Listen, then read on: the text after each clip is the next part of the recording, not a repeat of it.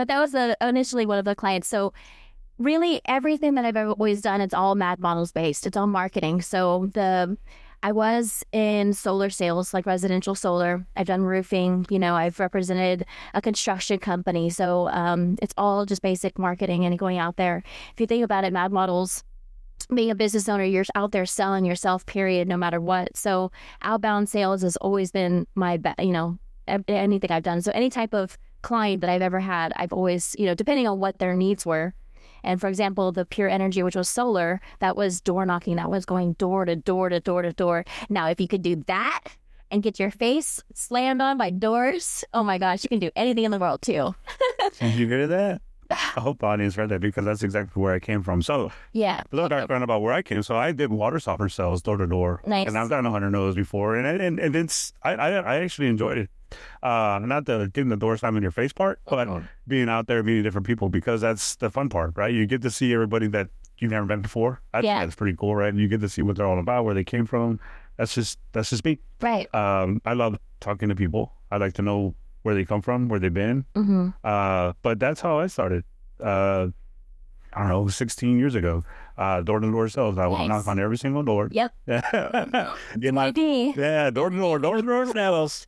But I mean, it's like you just said, if you can do that, you can do anything, because it's all about getting your face out. And you're in people's personal spaces, but at the same time, typically when you're it's home services.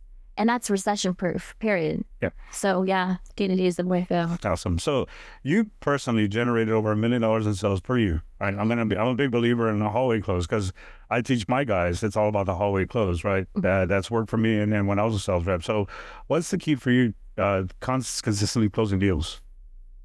Believing in your product and being able to manipulate it so that the program works for that person specifically. Great answer. So what's the biggest misconception about sales that most entrepreneurs get wrong?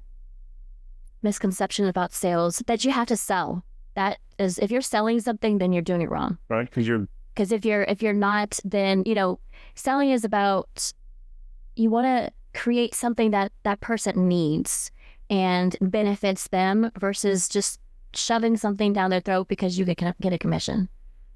You have to feel good about it. It's a great answer. So, what were some ways that you would provide value during your sales presentations that made a no-brainer for potential customers to move forward with you? I think for that was that I felt them. I felt their pain of, for example, the solar was, they're paying high electricity bills. Okay, well, here's an opportunity to pay less, and a lot of these people that I talked to and these programs, they were in financial situations, and it just helped them long term. So when, a couple of years ago, I stopped doing that just because of the fact that the interest rates, I don't know if you remember, but a couple of years ago, it got screwed. And so I didn't feel comfortable anymore. And so therefore I stopped, selling it. Yeah, so maybe it's that guilt that we feel inside as a self. I have to be able to sleep at night. Yeah, exactly. So that's the difference between you and a salesman, because, that's another thing. Like this, when you go car shopping, I personally hate it because it feels like the pressure's on, and it's not their fault. It's because it comes from the higher ups, and we get it. We understand. We know what it's like to be in their shoes, but we got to let them know that, hey, I come from where you come from. Yeah. They're just push. So it's a difference between being you and being a pushy sales rep. Right.